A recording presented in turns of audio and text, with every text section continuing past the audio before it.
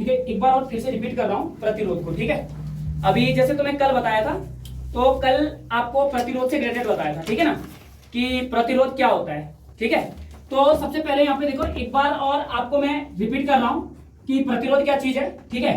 तो इसको ध्यान देना। और बेसिकली जो हमारे पास टॉपिक है वो टॉपिक है कि प्रतिरोधों का श्रेणीक्रम संयोजन, यानी कि प्रतिरोधों का श्रेणीक्रम संयोजन किस प्रकार से किया जाता है, ठीक है। हालांकि ये सारी चीजें आप पहले भी ऑलरेडी क्या कर चुके हो, क्लियर कर चुके हो, जब आप लोगों ने क्या किया था, संधारित्र वाला टॉपिक पढ़ा था, ठीक है। तो वहां पर भी आपने श्रेणीक्रम और समांतर क्रम के बारे में पढ़ा था, लगभग उसी से मिलता जुलता है, ठीक है। तो आपको सबसे पहले यहां पर समझना है कि हमारे पास प्रतिरोध होता क्या है, ठीक है। तो प्रतिरोध की डेफिनेशन है कि कोई चालक विद्युत धारा के मार्ग में जो रुकावट डालता है उसे उसका क्या कहते हैं, प्रतिरोध कहते हैं, ठीक है। एग्जाम्पल मैंने आप लोगों को कल भी बताया था, एक बार फिर से बता देता हूं कि देखो, कोई चालक विद्युत धारा के मार्ग में जो रुकावट डालता है, मान लो कि तुम्हारे पास कोई चालक है कुछ इस प्रकार से, ठीक है। इस प्रकार से आपके पास कोई चालक है और इस चालक को हमने किससे, किसी बैटरी से क्या कर रखा है, यहाँ पे कनेक्ट कर रखा है, ठीक है।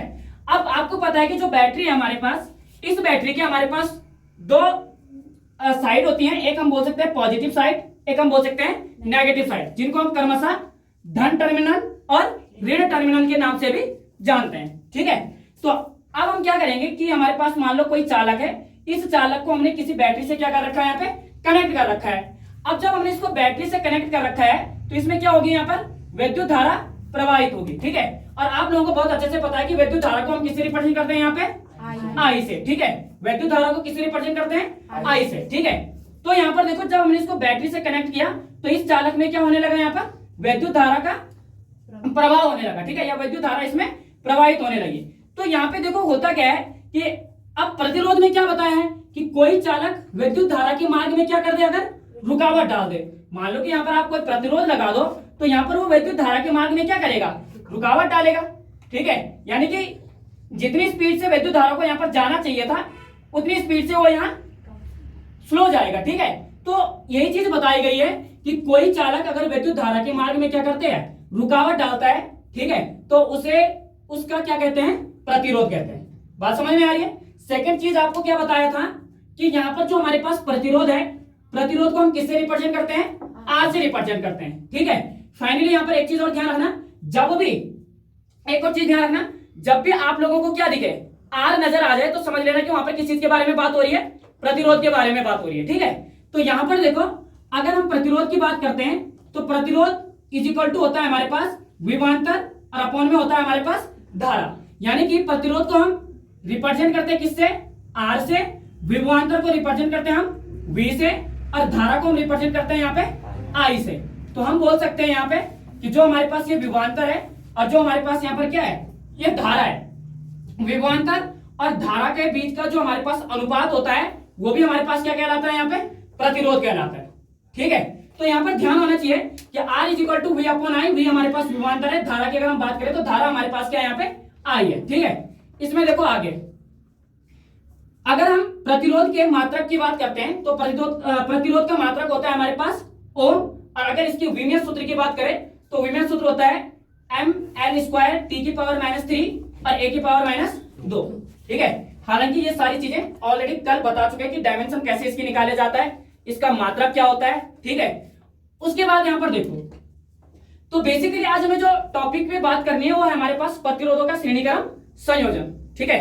तो आप लोगों को ये समझना है, अगर तुम्हें ये समझना है तो उसके लिए थोड़ा सा पहले इसका बेसिक, ठीक है, या हम ऐसा बोल सकते हैं कि अगर हम प्रतिरोधों का श्रेणीक्रम संयोजन को समझ रहे हैं तो प्रतिरोधों का श्रेणीक्रम संयोजन को समझने से पहले हमें उसका फंडामेंटल कॉन्सेप्ट पता होना चाहिए, बेसिक चीजों के बारे में हमें क्या होना चाहिए, क्लियर होना चाहिए। अगर तुम्हें यहाँ पर इसके फंडामेंटल कॉन्सेप्ट यानी कि बेसिक चीजों के बारे में अगर पता है तो बेसिकली आप इन चीजों के बारे में कर लोगे, ठीक है।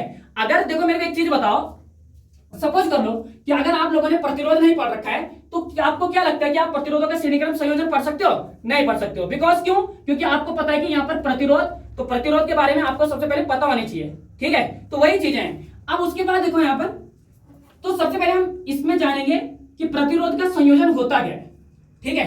एक्चुअल में हम प्रतिरोधों का संयोजन करते कहां पर है, संयोजन का मतलब होता है किसी भी चीजों को जोड़ना, ठीक है।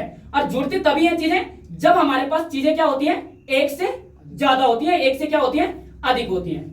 बात समझ में आ रही है? ठीक है, यहां पे देखो प्रतिरोधों का संयोजन की अगर हम बात करते हैं तो थोड़ा सा इन लाइनों पे गौर करना कि प्रयोगात्मक कार्यों में कभी कभी एक से अधिक प्रतिरोधों को जोड़ने की क्या होती है, आवश्यकता होती है। यानी कि कोई भी प्रयोगात्मक कार्य अगर हम कर रहे हैं तो हो सकता है कि वहां पर आपको एक या एक से अधिक क्या जो हमारे पास प्रतिरोध होते हैं उनको जोड़ने की आपको क्या हो सकती है, आवश्यकता होती है, और उन्हीं को हम बोलते हैं यहां पर प्रतिरोधों का संयोजन। क्लियर?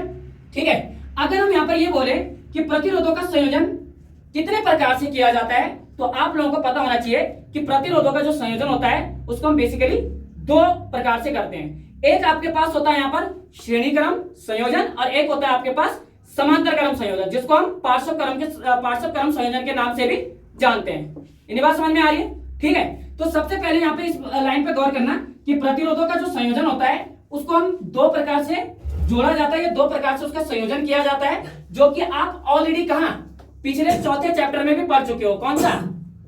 जो हमारे पास संधारित्र वाला था, उसमें आप इन चीजों के बारे में पढ़ चुके हो कि हमारे पास संधारित्र का श्रेणी क्रम किस प्रकार से किया जाता है और किस प्रकार से हम यहाँ पर संधारित्रों का समांतर क्रम संयोजन करते हैं। तो लगभग उसी से मिलता जुलता है। ठीक है, तो यहाँ पे देखो कि प्रतिरोधों का संयोजन दो प्रकार से किया जाता है।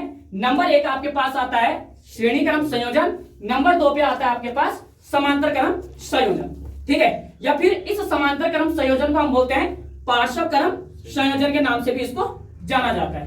इन्हें बात क्लियर हो रही है? ठीक है, तो क्वेश्चन ये उठता है कि बोर्ड एग्जाम में क्वेश्चंस क्या बन के आता है। तो बोर्ड एग्जाम में आपके पास क्वेश्चंस ये बन के आएगा कि प्रतिरोधों का श्रेणी क्रम संयोजन के लिए उसकी गणितीय व्याख्या कीजिए या उसका व्यंजक ज्ञात कीजिए। ठीक है, तो आपको फिर वहां पर यही चीज बतानी है। हो सकता है कि कभी कभी आपको, जैसे मैंने बताया कि जो हमारे पास प्रतिरोध होता है उसको जोड़ने के लिए हमारे पास दो प्रकार की विधियां हैं, एक हमारे पास श्रेणी क्रम है, एक हमारे पास समांतर क्रम है। तो हो सकता है कि आप लोगों को समांतर क्रम ना पूछकर क्या पूछ रहे हैं, वहां पे पार्श्व क्रम पूछ रहे, तो कंफ्यूज नहीं होना है, दोनों एक ही चीज है। ठीक है, अगर समांतर क्रम संयोजन पूछ रहा है तब भी आपको वही चीज लिखनी है, और अगर पार्श्व क्रम संयोजन पूछ रहा है तब भी आपको क्या करना है, वही चीजें लिखनी है। ठीक है, तो बेसिकली अभी हमको यहाँ पर प्रतिरोधों का श्रेणी क्रम संयोजन को समझना है। आज हम इसी टॉपिक को क्लियर करेंगे और इसी टॉपिक के बारे में हम क्या करेंगे, यहाँ पे जानेंगे और पढ़ेंगे। बात समझ में आ रही है? ठीक है, आगे देखो यहाँ पे थोड़ा सा यहाँ पर इस लाइन पे भी गौर करना कि इस लाइन में क्या बोल रहा है कि कभी कभी प्रतिरोधों को इस प्रकार भी जोड़ना पड़ता है कि कुछ प्रतिरोध श्रेणी क्रम में तथा कुछ समांतर क्रम में हो। ऐसे संयोजन को हम क्या कहते हैं, मिश्रित क्रम संयोजन कहते हैं। हो सकता है कि आप लोगों के पास क्वेश्चन ये आ जाए कि मिश्रित क्रम संयोजन क्या होता है। ठीक है, तो मिश्रित क्रम संयोजन की अगर हम बात करें तो आपको पता होना चाहिए कि ऐसे संयोजन की बात कर रहा है कि कभी कभी में ऐसे संयोजन की आवश्यकता पड़ जाती है जहां पर हम कुछ क्या श्रेणी क्रम के लेते हैं और कुछ हम क्या करते हैं, समांतर क्रम संयोजन को लेते हैं। तो इस प्रकार का जो संयोजन होता है हमारे पास दोनों से मिक्स, यानी कि दोनों से मिलकर जो संयोजन बनता है, इस प्रकार के संयोजन को हम बोलते हैं यहाँ पर मिश्रित क्रम संयोजन। बात समझ में आ रही है? ठीक है, तो अब हम यहाँ पर टॉपिक स्टार्ट करते हैं। जिस टॉपिक के बारे में हमें बात करनी है, जिस टॉपिक को मेरे को आज पढ़ाना है, उस टॉपिक के बारे में बात करेंगे। ठीक है, तो यहाँ पे देखो टॉपिक है हमारे पास कि प्रतिरोधों का श्रेणी क्रम संयोजन। जैसा कि मैंने अभी आप लोगों को बताया है कि भाई अगर मैं ये बोलूं कि बोर्ड एग्जाम में हमारे पास क्वेश्चंस क्या बन के आएगा, तो बोर्ड एग्जाम में यही क्वेश्चंस आएगा कि प्रतिरोधों का श्रेणी क्रम संयोजन किस प्रकार से किया जाता है। ठीक है, और इसकी गणितीय व्याख्या कीजिए। ठीक है, हो सकता है कि आप लोगों को यहाँ पर घुमा के भी दूसरे प्रकार से दे सकता है। ठीक है, तो सबसे पहले यहाँ पर इसका ये डायग्राम बना रखा है। ठीक है, ये यहाँ पर इसकी डेरिवेशंस लिखी हुई है, और फाइनली अगर यहाँ पर देखो तो यहाँ से हमारे पास क्या हो जाता है, न्यूमेरिकल स्टार्ट हो जाता है। समझ में आ रही बात? तो सबसे पहले आप लोगों को यहाँ पर प्रतिरोधों का श्रेणी क्रम संयोजन का डायग्राम को समझना है, बिकॉज आपको एक चीज बता रखी है कि फिजिक्स के अंदर डायग्राम क्या रखता है, बहुत मायने रखता है। ठीक है, क्योंकि जब आप लोग डायग्राम को क्लियर कर सकते हो तभी आप डेरिवेशंस बना सकते हो, और न्यूमेरिकल क्वेश्चंस को करने के लिए आपके पास क्या, कैलकुलेशन सही होनी चाहिए। ठीक है, आपकी मैथ्स अच्छी होनी चाहिए, बाकी काम इजीली हो जाता है। समझ में आ रही ना बात? तो यहां पे देखो, अगर मैं ये बोलूं कि प्रतिरोधों का श्रेणी क्रम संयोजन का जो डायग्राम है, इसमें हमारे पास अगर हम यहां पर इसकी बात करें तो ये तीन हमारे पास R1, R2 और R3, ये हमारे पास तीन क्या है यहाँ पर प्रतिरोध है।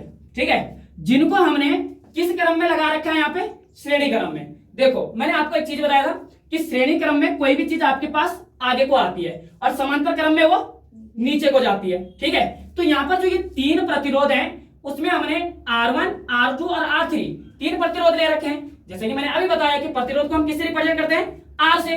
पहला प्रतिरोध है तो R1, दूसरा प्रतिरोध है तो R2, तीसरा प्रतिरोध है तो R3। इतनी बात समझ में आ रही है?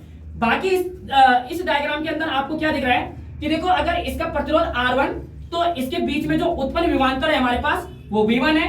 अगर R2 की बात करें तो इसके बीच में जो उत्पन्न विभवांतर है वो V2 है। और अगर R3 की बात करें तो इसमें उत्पन्न विभवांतर जो है वो क्या है हमारे पास? V3 है। यहाँ पर फिर हमने क्या कर रखा है, सभी प्रतिरोधों को एक दूसरे से जोड़ के इसको किसी बैटरी की मदद से क्या कर रखा है, यहाँ पे कनेक्ट कर रखा है, या किसी सेल की मदद से इसको क्या कर रखा है, यहाँ पे कनेक्ट कर रखा है। तो जो E हमारे पास यहाँ पर ये सेल को रिप्रेजेंट करता है। ठीक है, फाइनली आपको यहाँ पे ये पता होना चाहिए कि ये हमारे पास यहाँ पर K जो होती है हमारे पास किसी एक प्रकार की एक कुंजी है जिसको हम किससे रिप्रेजेंट करते हैं, यहाँ पे K से रिप्रेजेंट करते हैं। और विद्युत धारा का प्रवाह इस प्रकार से यहाँ पर होता है। ठीक है, जो आपको यहाँ पर ये निशान दिख रहे हैं ये विद्युत धारा को क्या कर रहा है, यहाँ पे रिप्रेजेंट कर रहा है। और आपको पता है कि विद्युत धारा को हम किससे? I से रिप्रेजेंट करते हैं। ठीक है, अब मैं इसका डायग्राम भी बनाते हुए लेके चलता हूं और साथ में इसकी डेरिवेशंस भी बनाते हुए लेके चलते हैं। ठीक है, तो सबसे पहले आपको पता होना चाहिए डेरिवेशंस के अंदर क्या कह रहा है कि माना R1, R2 व R3 3 प्रतिरोध हैं।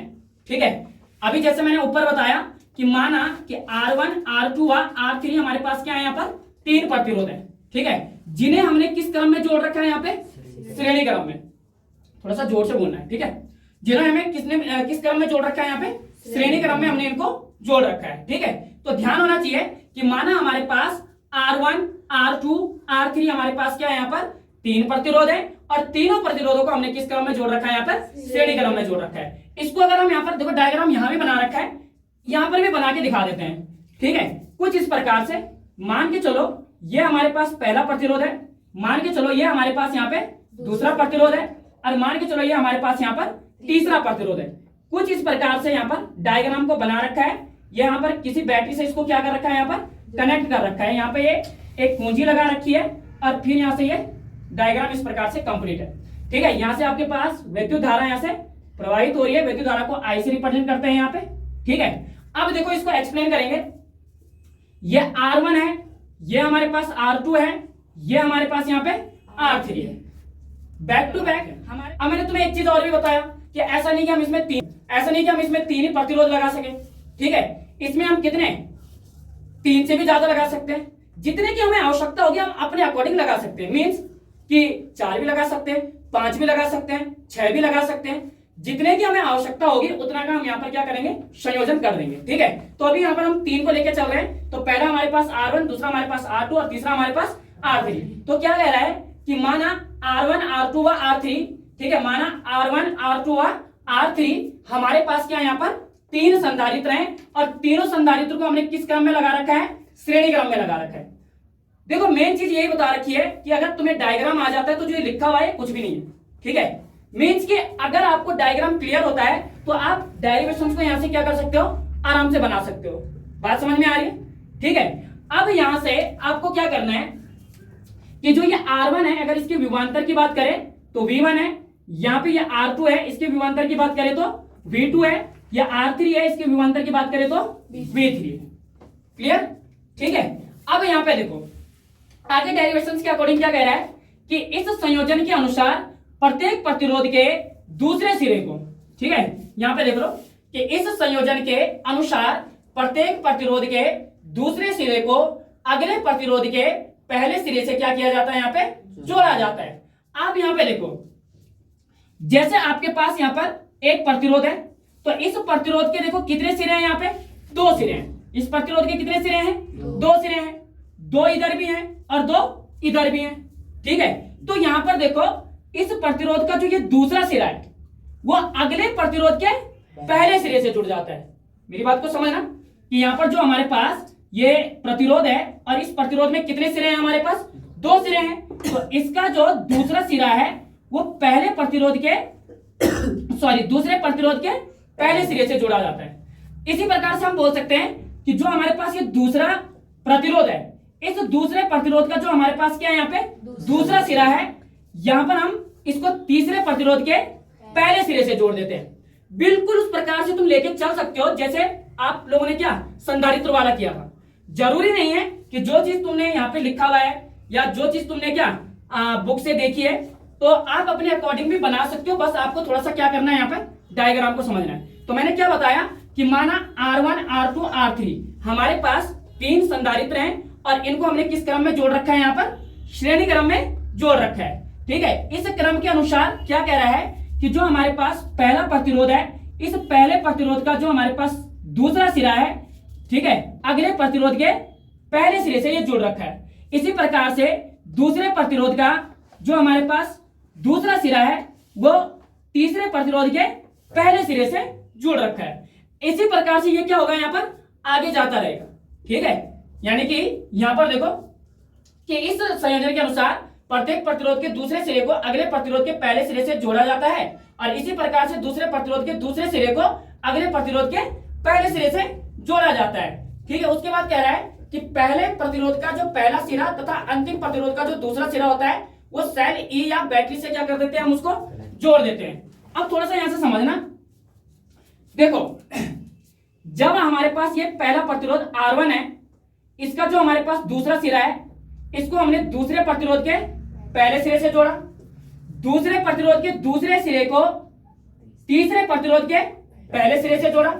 अब जो हमारे पास यहां पर पहला प्रतिरोध है और इसका जो पहला सिरा है और जो हमारे पास यहां पर अंतिम प्रतिरोध है यानी कि जो तीसरा प्रतिरोध है और इसका जो हमारे पास ये अंतिम सिरा या दूसरा सिरा है, इसको हम क्या करेंगे, यहाँ पे किसी बैटरी से क्या कर देंगे, यहाँ पे जोड़ देंगे। तो यहां से हमने इसको किसी बैटरी से क्या कर दिया, यहाँ पर जोड़ दिया। अब जब हमने इसको बैटरी से जोड़ दिया, बैटरी या किसी सेल से जोड़ सकते हो और सेल को हम किससे रिप्रेजेंट करेंगे, यहाँ पे ई से रिप्रेजेंट करेंगे। ठीक है, तो आगे क्या कह रहा है कि देखो जब हम इसको किसी बैटरी या सेल से जोड़ देते हैं, ठीक है, जब हम क्या करते हैं इसको किसी बैटरी या सेल से जोड़ देते हैं तो सभी प्रतिरोधों में एक ही विद्युत धारा क्या होती है, बहना शुरू हो जाती है। यानी कि चाहे यहाँ पर R1 की बात करो, चाहे यहाँ पर R2 की बात करो और चाहे आप यहाँ पे R3 की बात करो, तो सभी पर एक समान विद्युत धारा बहने लगती है। यानी कि यहाँ पर भी वही विद्युत धारा बहेगी, इधर R2 पे भी सेम विद्युत धारा बहेगी और R3 पर भी सेम विद्युत धारा बहेगी। बात समझ में आ रही है? ऐसा नहीं है कि यहाँ पर विद्युत धारा अलग बह रही है, यहाँ पर कुछ अलग बह रही है और यहाँ पे कुछ अलग बह रही है। हाँ, उनके बीच का जो उत्पन्न विभवांतर है वो हमारे पास क्या है, अलग अलग है। अगर R1 की बात करें तो V1 है, R2 की बात करें तो V2 है और R3 की बात करें तो V3 है। मींस हम यहां से एक चीज को क्लियर कर सकते हैं कि हम बता सकते हैं कि जो हमारे पास यहाँ पर ये प्रतिरोध है, जब हमने इसको किसी बैटरी से कनेक्ट किया तो कनेक्ट करने पर जो विद्युत धारा इनमें प्रवाहित हो रही है, सभी प्रतिरोधों में क्या हो रही है, एक समान एक जैसी धारा क्या हो रही है, इनमें प्रवाहित हो रही है। और अगर इनके विभवांतर की बात करें तो इनके विभवांतर में जो इनका विभवांतर यहाँ पर उत्पन्न हो रहा है, इसमें R1 का V1 हो रहा है, R2 का V2 हो रहा है और R3 का हमारे पास क्या हो रहा है, यहाँ पे V3 हो रहा है। समझ में आ रही बात? ठीक है, अब आगे देखो यहाँ पर क्या कह रहा है कि सभी प्रतिरोधों में एक ही वैद्युत धारा बहती है, परंतु उनके बीच का जो विभवांतर होता है उनके प्रतिरोधों के अनुसार क्या होता है, अलग अलग होता है। जो कि मैं तुम्हें अभी भी बता चुका हूं कि जैसे मान लो कि ये हमारे पास यहाँ पर क्या है, कोई एक चालक है, इस चालक को हमारे पास कोई यहाँ पर ये जो डायग्राम है इसमें हमने 3 प्रतिरोधों को एक श्रेणी क्रम में जोड़ रखा है। अगर इन 3 प्रतिरोधों को हमने श्रेणी क्रम में जोड़ रखा है तो इनका जो विभवांतर है वो भी क्या होगा, यहाँ पर अलग अलग होगा। अब हमने यहाँ पर क्या किया, इसको किसी बैटरी से क्या कर दिया, यहाँ पर कनेक्ट कर दिया।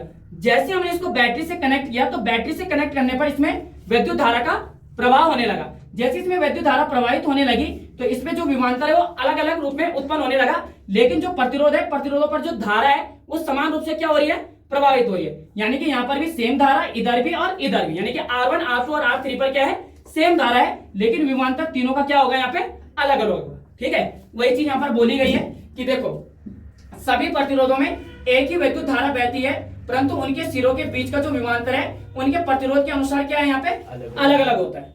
समझ में आ रही बात? तो देखो इतने आपको यहाँ पर जानकारी होनी चाहिए। ये रहा आपके पास डायग्राम, यानी कि ये आपके पास ये डायग्राम हो गया और जितनी चीजें मैंने अभी तक आप लोगों को बताई है वो सारी हो चुकी है इसकी डेरिवेशन। अगर आप लोग इतना भी कर देते हो तो सपोज मान लो कि अगर 4 नंबर का है तो 2 नंबर आपके कहीं नहीं जाएंगे। ठीक है, डायग्राम और डेरिवेशन बहुत मायने रखते हैं हमारे लिए। ठीक है, अब फाइनली यहाँ पे इसका जो न्यूमेरिकल है वो हमारे पास क्या होता है, यहाँ पर स्टार्ट होता है कि इसका न्यूमेरिकल कैसे आपको करना है। ठीक है, अगर आपको यहाँ पर इसका गणितीय व्यंजक निकालना है तो गणितीय व्यंजक आपको यहाँ पर कैसे निकालना है, तो उस चीज को समझने के लिए आपको सबसे पहले एक चीज देखना होगा।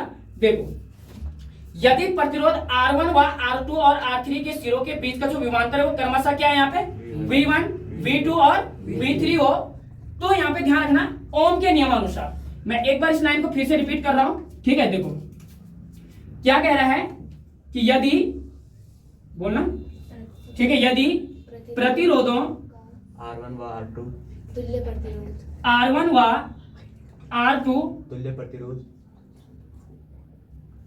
और R3 के सिरों के बीच का, विभवांतर, ठीक है, तो नीचे बोल रहे ज्यादा, ठीक है, बीच का विभवांतर कितना हो यहाँ पे क्रमशः V1, V2 और V3 हो, ठीक है। देखो ये कंफ्यूज मत हो, ठीक है, कोई दिक्कत नहीं है। यदि प्रतिरोध R1, R2 और R3 के सिरों के बीच का विभवांतर क्या हो क्रमशः V1, V2 और V3 हो, जो मैंने अभी बताया तुम्हें, तो आपको यहाँ पे क्या करना है, तब ओम के नियम के अनुसार, यहाँ पे पता होना चाहिए ओम के नियम के अनुसार, ओम के नियम अनुसार। तो मालूम है ओम का नियम क्या होता है हमारे पास, ठीक है, कोई भी एक आप बताओ ओम का नियम क्या होता है। हाँ, क्या बताया गया था ओम का नियम, V equal to I R, V equal to I R. देखो, तो ओम का नियम होता है V equal to I R, ठीक है। अब यहाँ पे देखो, यहीं से निकल जाएगा इसका वो गणितीय व्यंजक, ठीक है। अब तुम्हें पता है कि इसमें विभवांतर क्या है हमारे पास V1 इक्वल टू, धारा सब में क्या बह रही है, समान बह रही है। धारा सब में क्या बह रही है, समान बह रही है, यानी कि धारा हमारे पास क्या होगी यहाँ पे I1 में होगी, केवल I होगी, लेकिन जो प्रतिरोध होगा हमारे पास वो क्या होगा यहाँ पे R1 होगा। इसी प्रकार से V2 इक्वल्स टू I, और जो हमारे पास यहाँ पर प्रतिरोध होगा वो अब हमारे पास क्या होगा यहाँ पे R2 होगा। इसी प्रकार से विभवांतर हमारे पास कितना हो जाएगा यहाँ पे V3 हो जाएगा, लेकिन विद्युत धारा सेम है, और जो प्रतिरोध है वो हमारे पास कितना हो जाएगा यहाँ पे R3 हो जाएगा, ठीक है। तो इस प्रकार से तुम्हारे पास V1, V2 और किसकी वैल्यू आ जाएगी, V3 की वैल्यू आ जाएगी। अब क्या कह रहा है कि यदि A और B के मध्य विभवांतर V हो, ठीक है, कि यदि A और B के मध्य, ठीक है, कि यदि A और B के मध्य विभवांतर क्या हो V हो, ठीक है, कि यदि A और B के मध्य विभवांतर क्या हो V हो। यहाँ पर भी देख सकते हो कि यदि A और B के मध्य क्या हो विभवांतर V हो, तो तुम्हें क्या करना है, यहाँ पर जो हमारे पास इसका विभवांतर यानी कि V, और जो हमारे पास ये तीन विभवांतर हैं इनको ऐड कर देना, तो V1 plus V2 plus V3 हो जाएगा यहाँ पे। इतनी बात समझ में आई। उसके बाद आपको क्या करना है, V इज इक्वल टू करना है, यहाँ पे ये V1 है, V1 की अगर हम वैल्यू की बात करते हैं तो I R1 है, इसको लिखो यहाँ पे, प्लस V2 की वैल्यू आ जाएगी यहाँ से IR2 प्लस IR3 आ जाएगा यहाँ पे। इतनी बात समझ में आई। अब आपको यहाँ पर क्या करना है, I तीन जगह पे है, इसको निकाल दो कॉमन, इसको हम कॉमन निकालेंगे तो V इज इक्वल टू यहाँ पे आएगा I, बाकी अंदर बच जाएगा R1 प्लस का R2 और प्लस का क्या बच जाएगा यहाँ पे R3 बच जाएगा। इतनी बात समझ में आ रही है, ठीक है। अब देखो, जब यहाँ तक कर दोगे तो इसको मान लो यहाँ पर समीकरण नंबर 1। इसको आप यहाँ पर भी देख सकते हो। पहले आपको यहाँ पर ओम के नियम के अनुसार ये लिखना है, फिर आपको ये लिखना है, और फाइनली आपको यहाँ पे ये लिखना है, ठीक है। अब आपको थोड़ा सा एक लाइन पे गौर करना है, ठीक है। वो लाइन क्या है हमारे पास, देखो कि यदि हमारे पास प्रतिरोधों का तुल्य प्रतिरोध क्या हो R हो, यदि हमारे पास प्रतिरोधों का तुल्य प्रतिरोध कितना हो R हो, ठीक है। मैं थोड़ा सा इसको रफ कर देता हूं क्योंकि वहां पे लिखा हुआ है, तो आप वहां से लिख लेना, ठीक है, कि यदि हमारे पास प्रतिरोधों का तुल्य प्रतिरोध क्या हो यहाँ पे R हो, तो हमें पता है कि यहाँ पर जो फॉर्मूला बनता है वो बनता है V is equal to I R. देखो थोड़ा सा समझना है यहाँ पे कि यदि प्रतिरोधों का तुल्य प्रतिरोध क्या हो R हो, तो यहाँ पर तुम्हें कुछ नहीं करना, जो ये समीकरण नंबर 1 बनाई है ना, और जहां पर आपके पास V है, इस V की वैल्यू क्या आ जाएगी यहाँ पे आई आर आ जाएगी, और ये रख दिया तुमने यहाँ पे आई आर इक्वल्स टू, यहाँ से आ जाएगा हमारे पास I, और यहाँ से आ जाएगा ये R1 प्लस का R2 और प्लस का R3, ठीक है। अब यहाँ से I से I क्या हो जाएगा, कैंसिल आउट हो जाएगा, तो हमारे पास क्या बचेगा यहाँ पे R, और ये आ जाएगा R1 प्लस का R2 और प्लस का R3। यानी कि हम बोल सकते हैं कि जो हमारे पास प्रतिरोधों का श्रेणीक्रम संयोजन है, प्रतिरोधों का श्रेणीक्रम संयोजन में इसका जो व्यंजक होता है हमारे पास वो होता है R is equal to R1 plus का R2 प्लस का R3, या फिर हम ये बोल सकते हैं कि श्रेणीक्रम संयोजन में तुल्य प्रतिरोध समस्त प्रतिरोधों के क्या होता है, योगफल के बराबर होता है। ठीक है, तो ये आपको यहाँ पर ऐसा करना है। समझ में आई बात? अगर अभी भी आपको ऐसा लगता है कि आप लोगों को समझ में नहीं आया है तो आप लोग मेरे को दोबारा पूछ सकते हो। ठीक है, कभी भी और कहीं पे भी। बात समझ में आ रही है ना? ठीक है, इसके बाद हमारे पास जो कल नेक्स्ट टॉपिक स्टार्ट होगा वो हमारे पास नेक्स्ट टॉपिक स्टार्ट होगा यहाँ पे समांतर क्रम या पार्श्व क्रम। इसके बारे में हम कल बात करेंगे। फिलहाल आप लोग इसको यहां से उतारिए।